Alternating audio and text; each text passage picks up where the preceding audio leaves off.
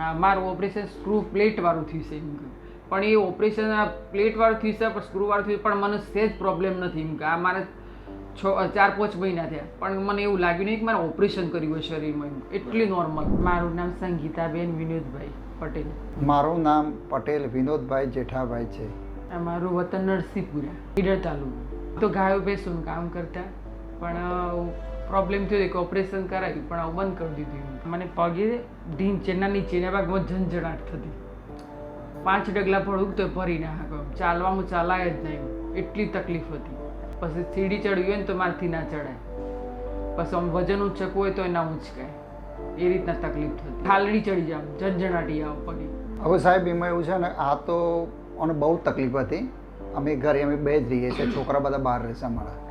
પછી અમે ત્યાં પ્રાથમિક સારવાર માટે ઈડર હિંમતનગર ઘણા ડૉક્ટરોને બતાવ્યું. બધા ડૉક્ટરો ઓપરેશન કરવાનું કહેતા હતા, પણ અમને ઓપરેશનથી બહુ બીક લાગતી હતી. 5 ડગલો એ ના ભરી શકાય એવી પરિસ્થિતિ હતી. આખો પગ ખેંચાય અને ઢીંચણના નીચેના ભાગમાં બહુ પેન થાય. તો અમે એમડીને બતાવ્યું હતું ઈડરમાં. એમનું કહેવું હતું કે નસ બ્લોક હોય તો આવો પ્રોબ્લેમ બને એમ. તો પછી અમે કીધું કે સારું એવો પ્રોબ્લેમ હોય તો આપણે અમદાવાદ જ બતાવીએ એમ. અમે સૌથી પહેલાં જે દિવસ હોસ્પિટલમાં આવ્યા, અમે 3 મારે એક સારા અહીંયા અમદાવાદ રહેશે, અમે 4 જણા અહીંયા આવ્યા. અહીંયા આવ્યા પછી અહીંયા રિસેપ્શન ઉપર મળ્યા. તેમાં અમારું નામ લખાવ્યું, અમારો નંબર આવ્યો કે સાહેબે અંદર જોયું, બધું ચેક કર્યું. પછી એના આસિસ્ટન્ટને પહેલાં તો મળ્યા અમે. આસિસ્ટન્ટ મળ્યા પછી એમ કે સાહેબ મળ્યા. તો સાહેબે પછી બધી આ MRI ને એક્સરે કરાવડાયા.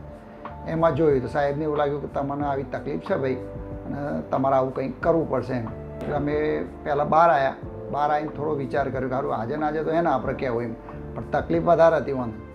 પછી અમારે મેડિક્લેમ હતું, એટલે મેડિક્લેમ હતો એટલે પછી એમ કીધું ચલો સાહેબની ફરતી મુલાકાત કરીએ એમ. તો સાહેબની ફરતી અમે મુલાકાત કરી. તો એમ કે ભાઈ ઓપરેશન કરવાથી એમ કે બહુ સાહેબ મને બીક લાગે છે ગામડાવાળાને કે સારું આવો પ્રોબ્લેમ થાય, આવો પ્રોબ્લેમ. સાહેબ બધી સમજણ પાડી કે ભાઈ ના ભાઈ આવો કોઈ પ્રોબ્લેમ નથી એમ.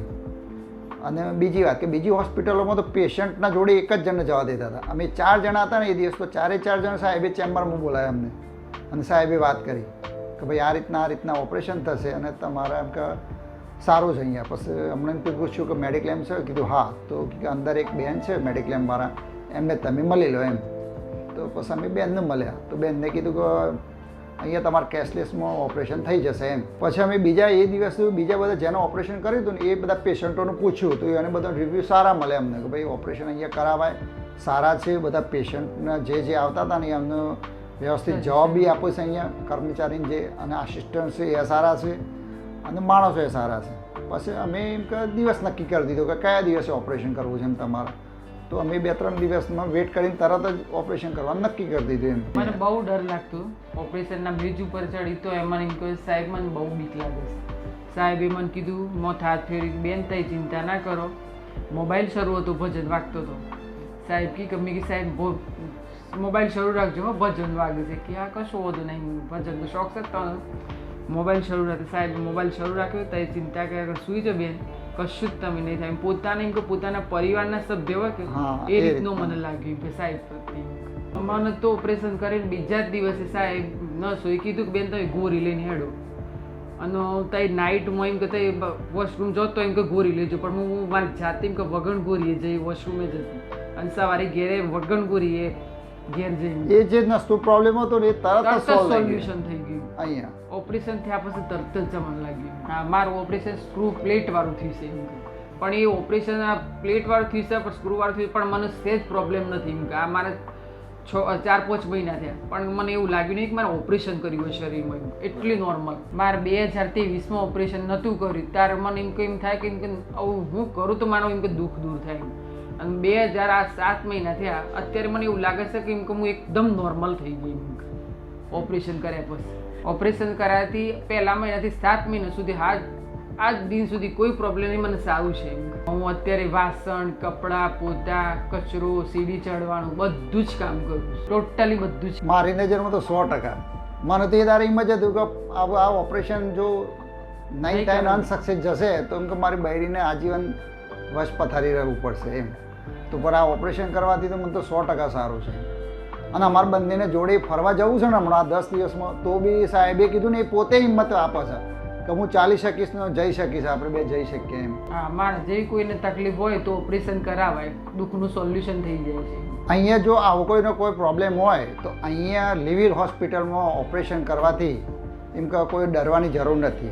અહીંયા ડૉક્ટરોની ટીમ સારી છે, વત્તા સ્ટાફ બી સારો છે અહીંયા, અને વત્તા બીજી સલાહ બી સારી મળે છે. એમ મેડિક્લેમવાળા ભાઈ કહો કે પછી અહીંયા ફિઝિયોથેરાપીવાળા કહો, કસરતવાળો મેડમ કહો, તો બીજા કોઈ આસિસ્ટન્ટ છે, બીજી કોઈ ડૉક્ટરની ટીમ છે અહીંયા, અને લેબોરેટરી સારી જગ્યાએ થાય છે, એક્સરે અહીંયા થાય છે. કોઈ ડિજિટલ સામાન્ય કોઈ અહીંયા તકલીફ હોય ને તો ધ્યાન રાખીને પૂરેપૂરું ઓપરેશન કરીને સક્સેસફુલ થાય એવા પ્રયત્નો કરે છે આ લોકો. હા, હું તો ડૉક્ટરને કહું છું thank you, very very thank you. કહું મારું જીવન બની ગયું. અમને સાહેબ એવું થયું ને, અમદાવાદમાં ઘણા બધા ડૉક્ટરો છે, પણ આ હિતેશભાઈ સાહેબનો જે અમને એક્સપિરિયન્સ મળ્યો ને, અમે બધી વાત કરીને આજે ઓપરેશન કરાવ્યું તો મને તો એવું લાગ્યું કે મારા વાઈફને નવું જીવન મળ્યું એમ. નહીંતર એ દિવસ તો અમે આશા છોડી જ દીધી કે ભાઈ આમ ઓપરેશન સક્સેસફુલ ના થાય, અને ડૉક્ટરે વ્યવસ્થિત ઓપરેશન કરીને મારું સક્સેસફુલ ઓપરેશન કર્યું. અને કોઈને કરાવવું હોય અથવા કમરનો કોઈ પણ દુખાવો હોય તો એમ કે અહીંયા લિવિલમાં આવું જ ને. અમે ગામડે એ બધાનું કહીએ જ છીએ કે જુઓ ભાઈ અમારા વાઈફને તો બધા જોવું છે કે ભાઈ મંદિરમાં નથી જઈ શકતી તો આજે તેના ખેતરે જઈ શકે છે. એટલે મને ઘણા બધા પૂછ્યું છે કે ભાઈ તમે કયો કરાવ્યું, તમે લિવિલમાં કરાવ્યું, હિતેશભાઈ ડૉક્ટર સારા છે અને ત્યાં તમે કરાવો. એવું જ અમે અભિપ્રાય આપીએ બધા. નાઉ આઈ એમ live well.